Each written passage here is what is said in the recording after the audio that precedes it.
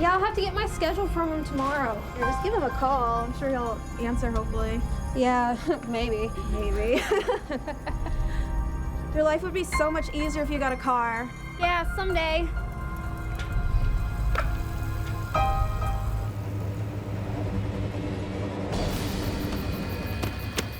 What are you doing?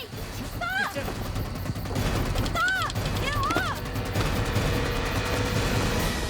Just knowing those final moments that she had were so horrific was hard to deal with. I couldn't imagine who could take her life. I just couldn't.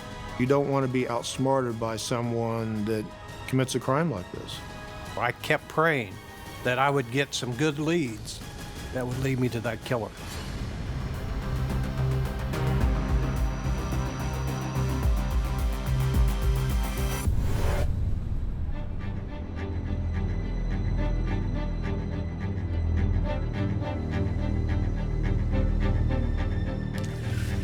I spent 11 and a half years in homicide. And when you have a case that's not solved, it just eats at you. And I've got this little girl's picture right up in front of me, staring at me every day. Get the guy that killed me. Get the guy that killed me. She's telling me, you know, let's get the guy that killed me. And I want to. I want to solve this case. After a 31-year career, including the last 11 chasing the person who killed 18-year-old Lisa Summers, Detective Earl Cooper's retiring. For Cooper, not being able to catch Lisa's murderer is his lone regret.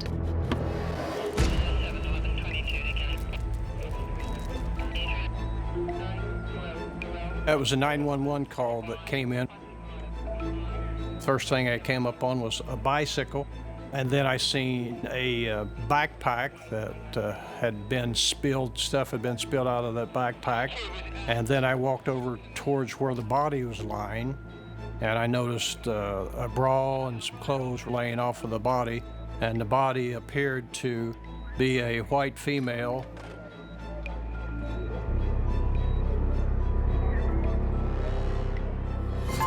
I could tell by the way the bike was and the way the backpack was that she had been dragged to that location. I could tell by the clothing and the way the body was that she had fought back, because the way the clothes were torn off of her and the position of her body looked like she had been sexually assaulted. I also saw a cigarette butt that was fairly close to the body. I didn't know at that point whether she smoked or whatever, but I figured that that was evidence that we needed to gather. So I made sure that nobody else entered that scene till my technician gets there. The body had no clothes on it, and you could tell that it'd been there for a little bit due to the condition of the body, for the coloring of it and the way the skin looks. CSI collects the clothing, the cigarette butt, blood, and semen residue, hoping it will reveal who did this to Lisa Summers and why. The street officer had told me that the two guys that found the body were still on the scene. Well, I didn't see him at a vehicle. If you want a crime and a suspect... So where were you guys coming from when you discovered the body? We're coming from his house. It's on 34th, and we were coming over on a 38th. David said we should go across the field. And that's when we found the body. And what'd you do then? I went to a restaurant and called you guys.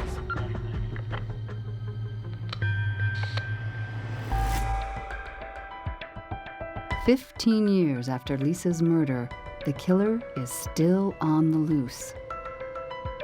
Cold cases can be very frustrating. It's not that the original investigators did a poor job, it's that cases are what they are. If the evidence is not there, or the right people to speak to are not there, or not listed, or unknown, the case is always going to be a cold case. Sometimes time and technology can fill in the gap. So Indianapolis police start reviewing its unsolved murders. Detective Bill Rogers is assigned to Lisa Summers' cold case. A lot of times it's a personal issue. You don't want to be outthought or outsmarted by someone that commits a crime like this.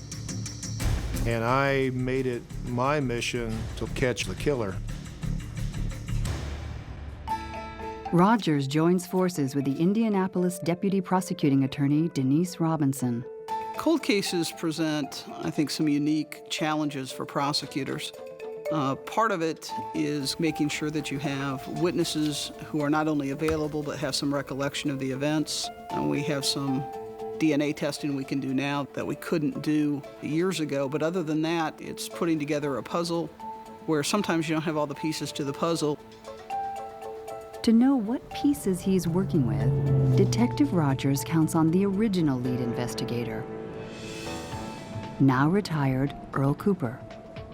Lisa's mother's name was Dorothy Summers, and they lived in an apartment complex not too far from where the homicide actually occurred. I'm sorry to have to inform you of this, but we found your daughter's body this morning. It appears to be a homicide. I'm sorry. No.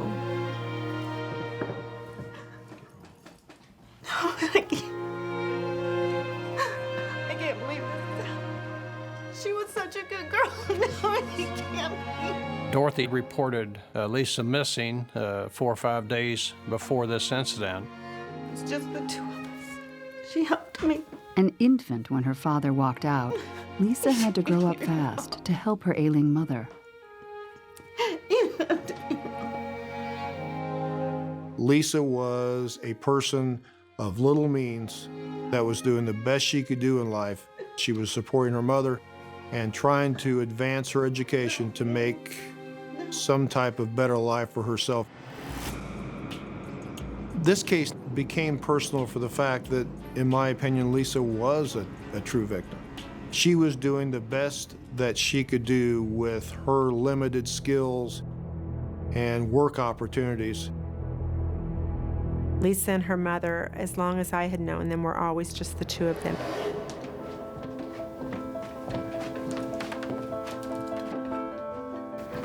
Hey, how you feeling?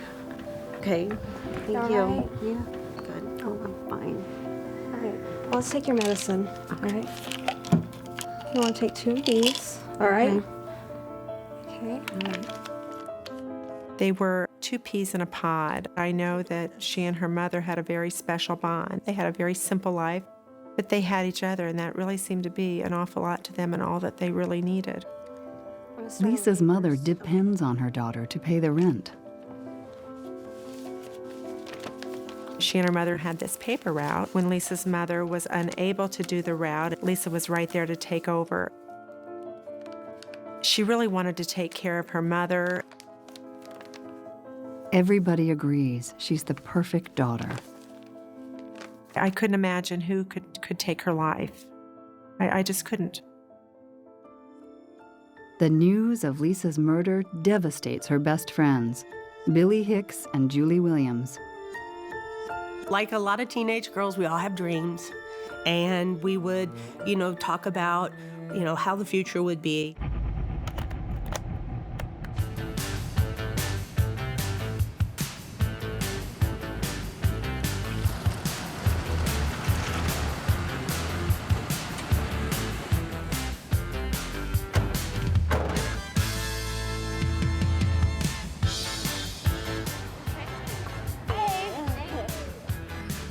So, we were driving over here, we were talking about something.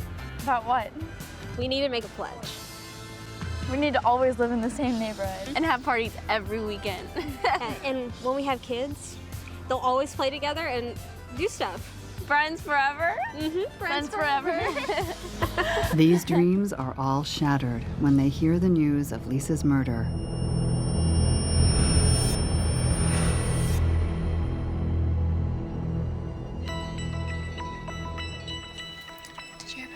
I was taking my driver's ed class. Kids around me were talking about a classmate who had been murdered. Yeah, Lisa Summers. She's dead.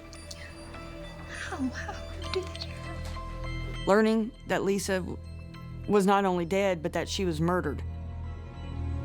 That someone had taken her life in a very violent fashion was definitely the hardest thing I've ever had to live through. Just knowing those final moments that she had were so horrific. believe she's gone.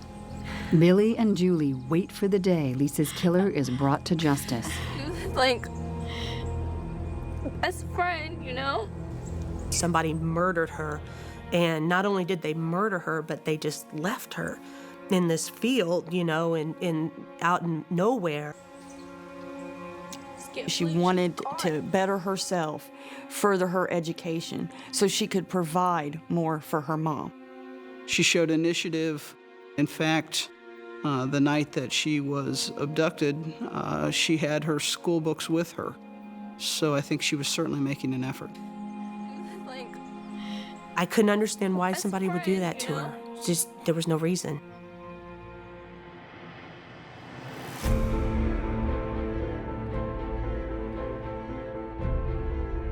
Cold cases are no different than the other cases. They just need that one bit of information that either leads to the right person or that one small piece of evidence that can link someone to the crime scene.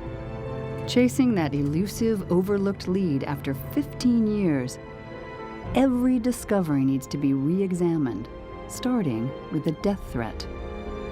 Whenever there's a threat to kill that's been made in the police document, they need to investigate that to determine if that was a viable threat. That's certainly something that I would demand they do as a prosecutor.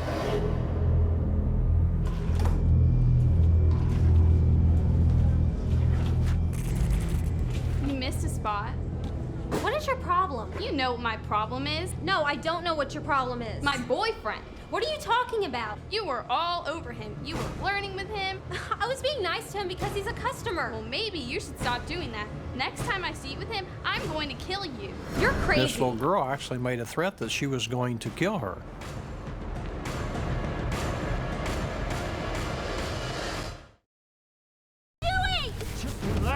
By December 2004, 15 years after the murder of 18-year-old Lisa Summers, the case remains open.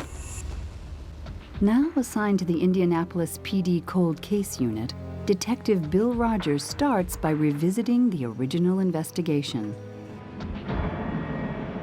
There, he learns Lisa got a death threat only days before she's killed.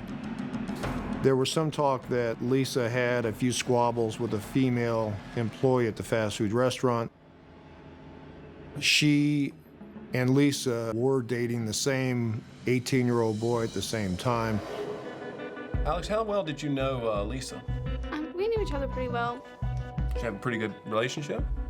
Yeah, we were friends until she started flirting with my boyfriend, so I was pretty angry. I had to bring everybody in that had heard that had talked about it, to see how much, how real that threat was. We had several folks say that they saw you, or heard you threaten her. I really didn't mean it. I wasn't being serious. But now here, Lisa's dead, so I just wanted to... No, I promise I would never kill her. And through talking to all these people, I determined that threat was a petty thing. I couldn't get anything positive out of that to make a suspect out of her. That was an 18-year-old squabble between two girls that later never panned out. Detective Rogers moves on to Cooper's next report. 2 days after the co-worker is cleared, two potential witnesses come forward. They might have seen the killer.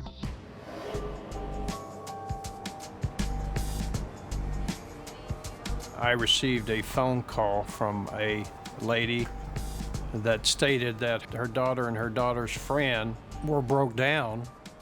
They noticed a guy go by them. The one big thing they noticed about the guy was that he had a limp. They gave me a description of this guy. They thought he was somewhere between 6 foot, 6'2", and 150 to 160 pounds. Longish, dirty brown hair. Shortly after they seen a young woman come by riding a bicycle, and she appeared to have a fast food restaurant shirt on. They said she was probably about 18 years old. They said when the girl caught up to the guy walking, he said something to her. And from that point, they started talking, and they disappeared over the other side of 465. When the girls gave me a description of the guy they seen with a limp. It reminded me of one of the two guys that had found the body had a bad limp.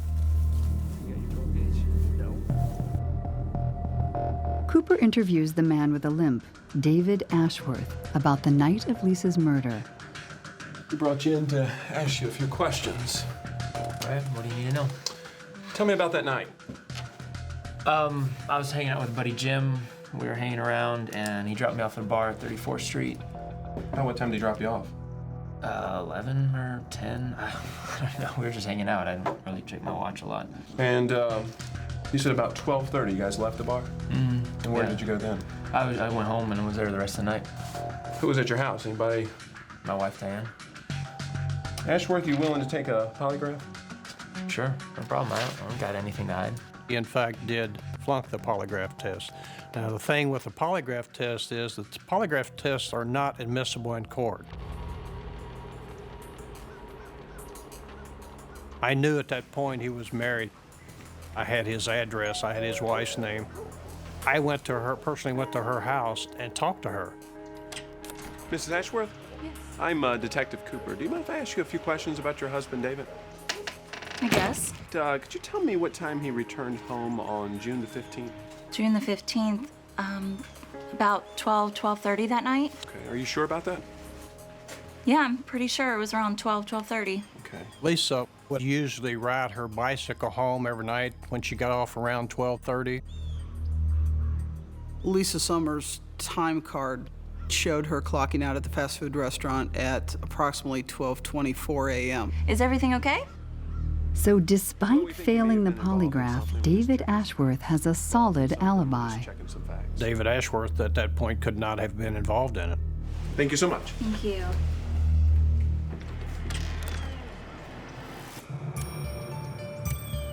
With Ashworth cleared as a suspect, Detective Rogers starts digging for possible motives behind the murder. He wonders, why would anyone want to kill Lisa Summers? Lisa was what we call a true victim. Lisa wasn't out slinging dope and selling stolen guns and doing robberies and things of that nature. Lisa did not deserve this by any means. Best friends Billy and Julie ask the same question. Why Lisa?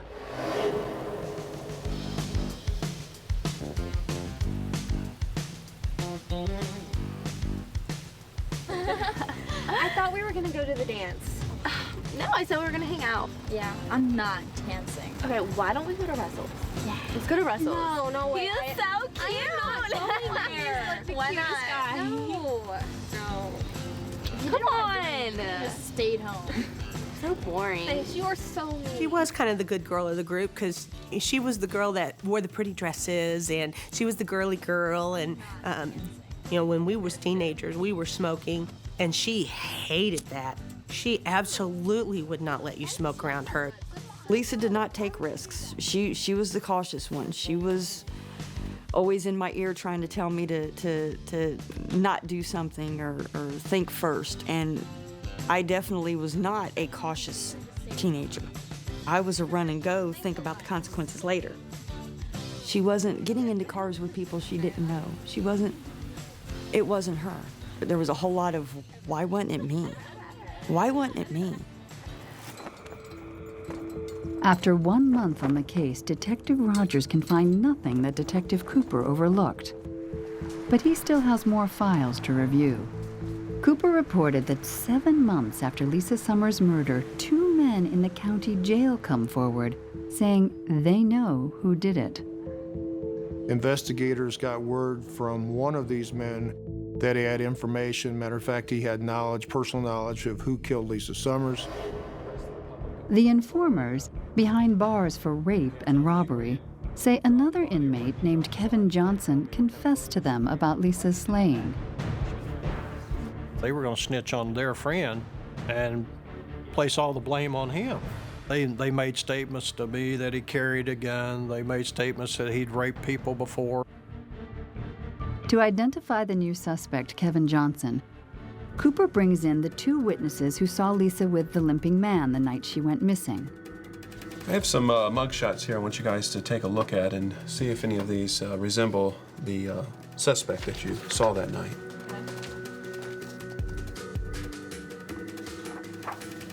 The suspect. Him. You think so? That looks like him. Yeah, I think that's definitely the guy that we saw. So if I were to ask you guys to testify in court, are you 100% sure this is the guy? No, not 100% sure it looks like him, but... When my witness makes a statement to me that, yes, he looks like him, but I can't say for sure that that's him, it sort of fizzles out. You can't go anyplace else with it. Needing absolute certainty, Cooper presses the jailhouse snitches for details of the crime. They were admitting that they were present at the crime scene, and by indicating that a third person had been involved in actually killing Lisa, they were trying to work a deal with the state to lessen their charges. The police don't always put out 100% of their knowledge of a case to the public. And that's done because oftentimes only the killer and the police know very intimate facts about that case. That way, when a suspect is found and he or she confesses, we know that confession to be true if they give intimate knowledge of the scene that no one else could possibly know. We told you we were part of it. There was things that I knew that if they were involved, they should be able to tell me. All right, stop wasting our time. Tell us what we need to know. Where was the body dropped? Tell us what kind of clothes she was wearing.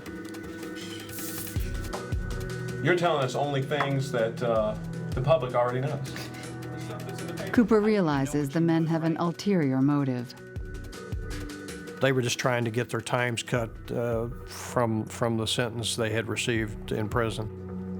For the Indianapolis detectives, another promising lead dries up, and Lisa Summers' case goes cold.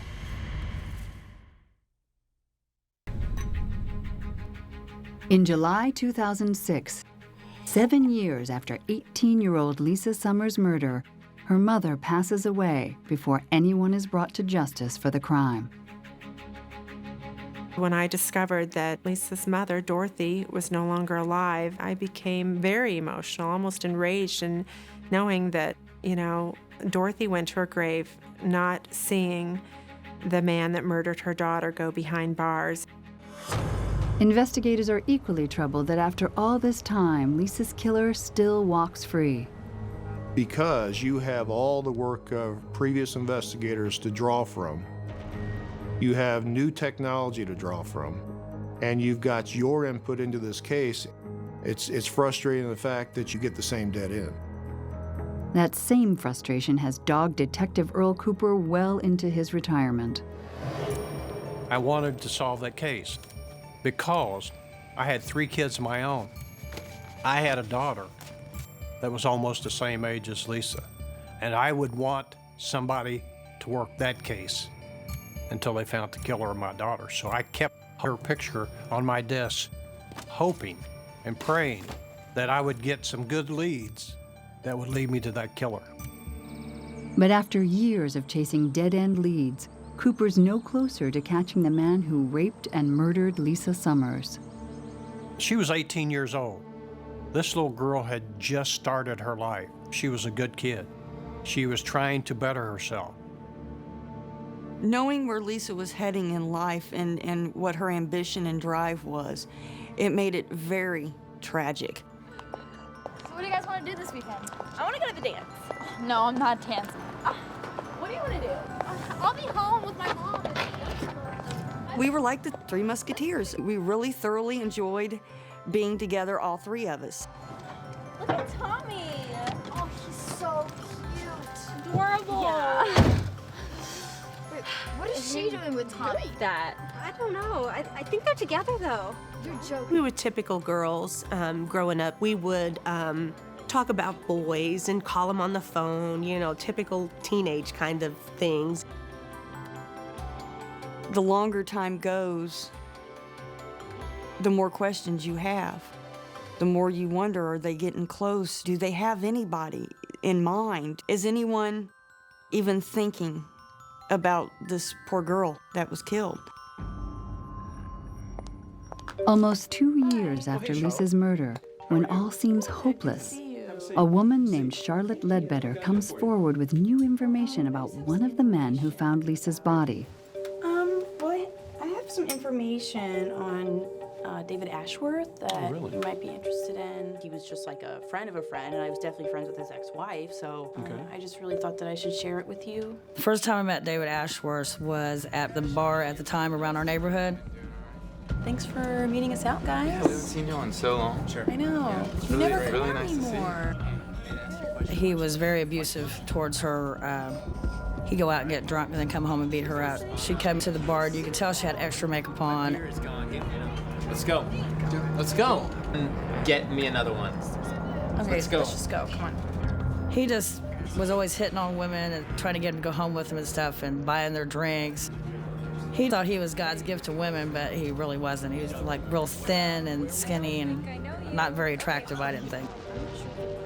Charlotte tells Cooper about a ride she gave Ashworth early one morning. She stated that her boyfriend was working a construction site, that she had taken him to work and dropped him off, and as she was coming back up towards 34th Street, she actually seen David Ashworth. I thought it was David Ashworth because he was limping, and not too many people in our neighborhood have a limp. So when I got up to him, I pulled over, and it was David. Hey! David? What are you doing? You need a ride? No, I'll walk. Thank you. I'll give you a ride. It's not a big deal.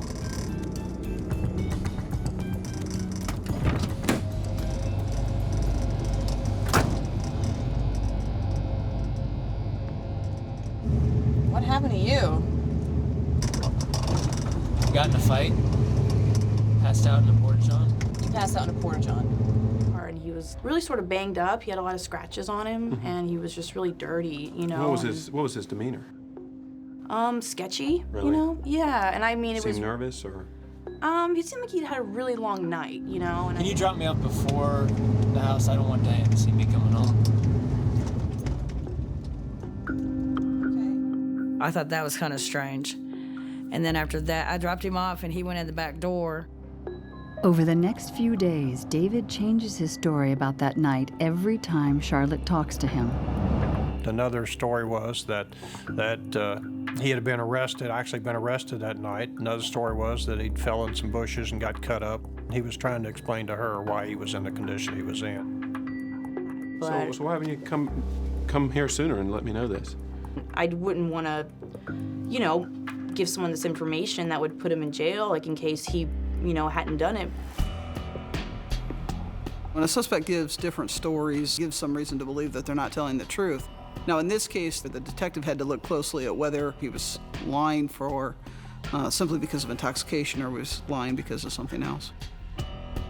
If Charlotte's account is true, then David's story about staying out all night contradicts his wife's alibi that he came home around midnight, the night Lisa Summers was murdered.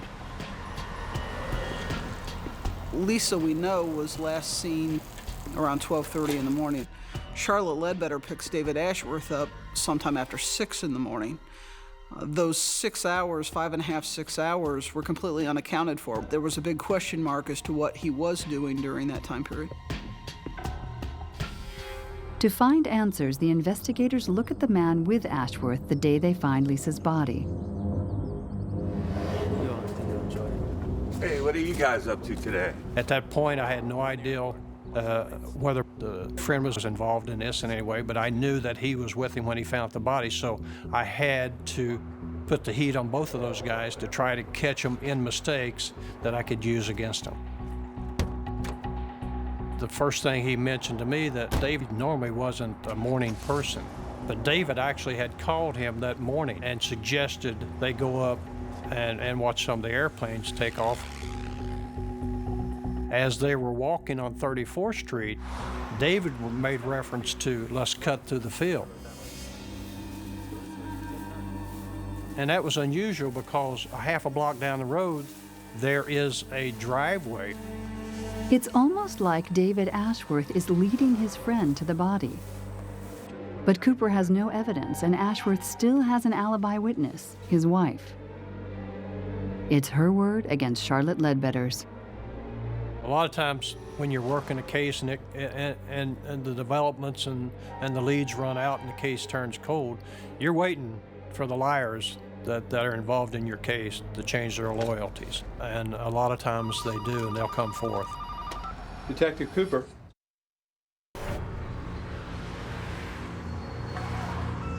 16 years after the murder of teenager Lisa Summers, cold case detectives re-examine witness statements. One witness, Charlotte Ledbetter, points to David Ashworth. Detective Rogers double-checks his alibi in the case file. The original investigators, Detective Earl Cooper, talked to David's wife. She gave them an alibi, or a story that David had been home with her all night in bed with her and that he never left the entire night. But later, she changes her story. Detective Cooper. After 3 years on the case, Detective Cooper learns that Ashworth and his wife divorce, and she moves out of state. Her new husband in Tennessee calls me, said, hey, she's got some stuff that she needs to tell you. She now doesn't have a threat from David. Now that liar can come forth and tell the truth. Really? Yeah, he came home around 7 the next morning. She did, in fact, lie for him out of fear. And he did, in fact, come home about 6:30 or 7 o'clock in the morning. What happened to you?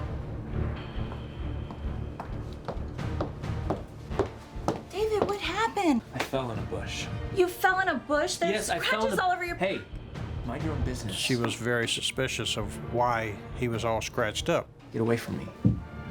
Let's go.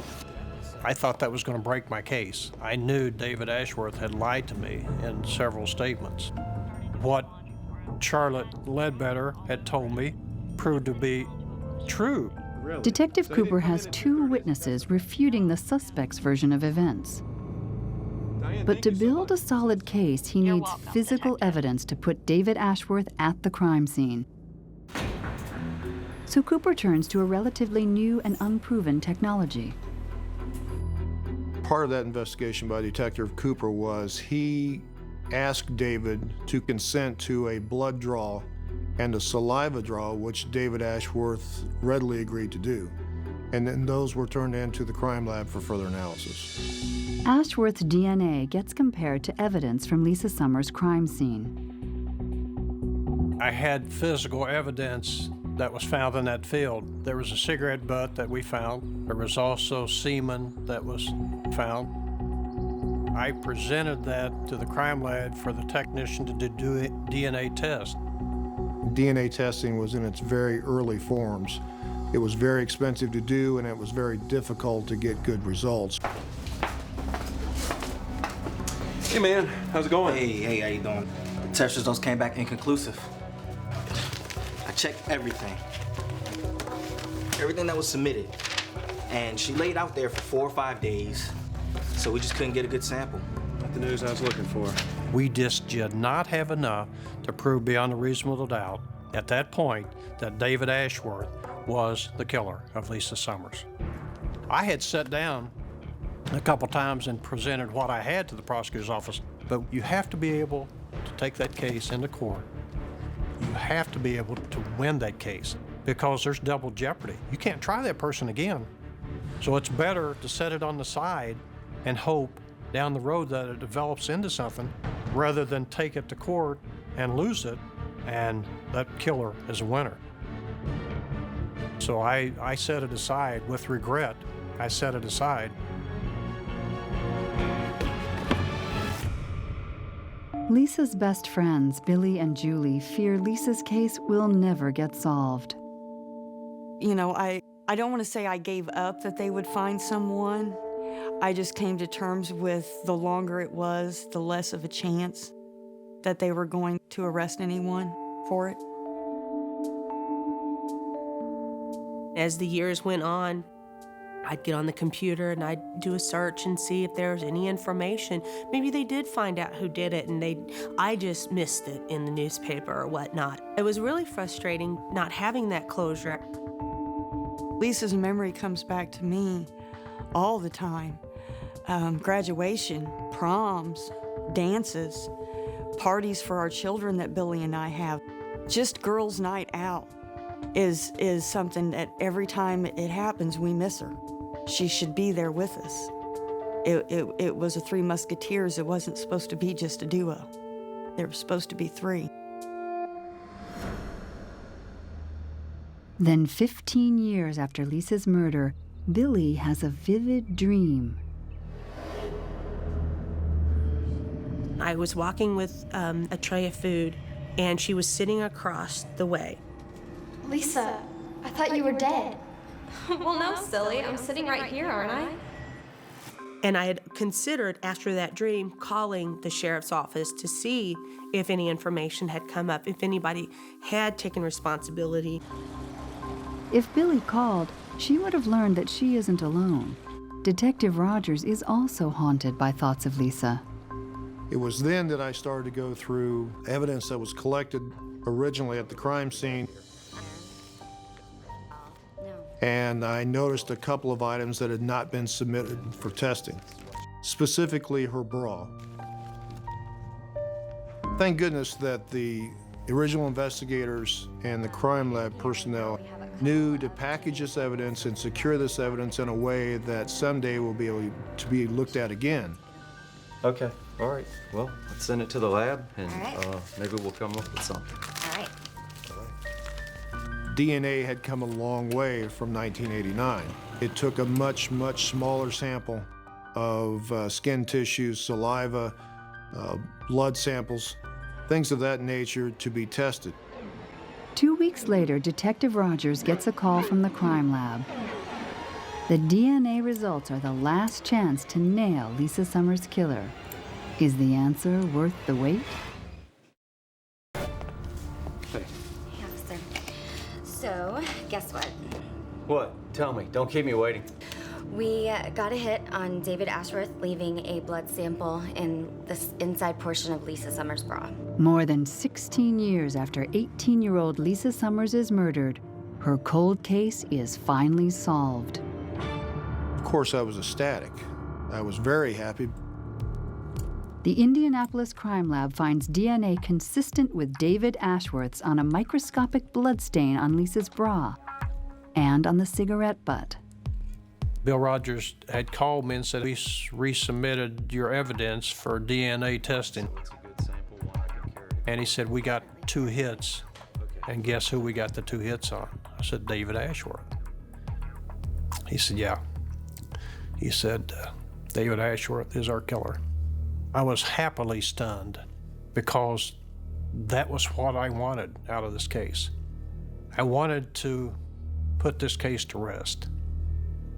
I wanted to let that family know that I would never forgot about them. DNA, while it doesn't tell us who committed a crime necessarily, it can tell us who was present at a particular crime scene. So DNA in a case like this certainly links David Ashworth to a crime scene that he didn't want to be linked to. When I got the results that David Ashworth had left a DNA sample, i.e. a microscopic blood drop on the inside of Lisa Summers' bra, I still wanted to interview him and talk to him about those specific things. Problem is, David Ashworth left Indiana years ago, so Detective Rogers has to track him down. I flew to Lakeland, Florida. I had done some investigation and found that David was living down there. He was working for an irrigation company. I contacted the Polk County Sheriff's Department, their homicide unit, and asked for some help in going out to pick up David. Are you David Ashworth? Yeah? I'm Detective Rogers. This is Detective Johnson. Just about that girl from Indianapolis? And I said, as a matter of fact, it is. Miss Ashworth, you want to come with us downtown? Tell us about it? Tell us what you know? I already gave my side of the story 16 years ago, but whatever. We take him into the Polk County Sheriff's Department. We chit-chat for a bit. I wanted to ask him some very specific questions, and primarily... How close were you to the body? I never got closer than 10 or 15 feet. Right. Is there any reason why your blood would be found at the crime scene? No, I couldn't stand the smell. I didn't want to look at her. I certainly didn't touch anything. I slid over the documentation I had from the DNA lab, which stated that David's DNA was the major contributor for the sample found on the bra and the cigarette butt. I can tell you that your test is wrong because it wasn't me. I understand. And that was pretty much the end of the interview. Although he denies his involvement, the DNA evidence is overwhelming. Nearly 2 years after Lisa Summers' cold case is reopened, David Ashworth is finally charged with her murder. Part of the challenge in the case was making sure these witnesses stayed on board. I wouldn't say that all of them were necessarily cooperative. I needed to have Ashworth's friend. I needed David Ashworth's wife. I needed Charlotte Ledbetter and the DNA evidence. And in this case, it was making sure that they'd all be in the courtroom when the time came to testify. At the trial, prosecutors present their version of what happened the night Lisa Summers is murdered. Seen you around town. You're pretty cute. Thanks. A lot of people tell you that? I don't know. You don't know? Come on, beautiful girl like you. You don't keep your eyes open? I bet you didn't think this was gonna be your lucky night to walk home with a guy like me. He's probably drunk, or at least he's been drinking. And I think that she declined his advances. She didn't want to have anything to do with him. And at that point, he pulled her into the field. She's resisting him, she's fighting back, she's clawing him, and... Shut up. Stop it! I said shut up! He strangles her.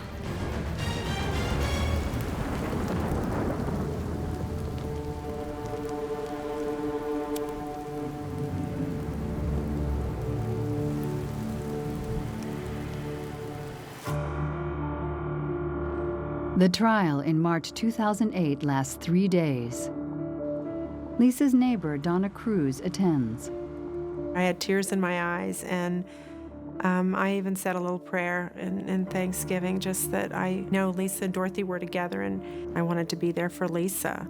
And I wanted to be there for Dorothy, Lisa's mother, because I too have a daughter, and you know, you never want any harm to come to your children. And I wanted to be there for all mothers. I felt like justice needed to be served here to someone who had taken a human life. The jury deliberates less than an hour and returns with a verdict of guilty. David Ashworth is sentenced to 60 years in prison. I was overjoyed that we've solved another one. We've taken another bad guy off the street. For Lisa's friends, there's just one thing left to do. During all the years that it was a cold case, I only went out to the cemetery a couple of times. There's something there that says Lisa was a part of this world. Somebody cared about her. It's a bittersweet thing for me because this was, you know, my best friend. We'll never forget her. That's the only way to keep her alive, is to keep the stories and the memories going. Lisa will always be loved, and she'll always be missed.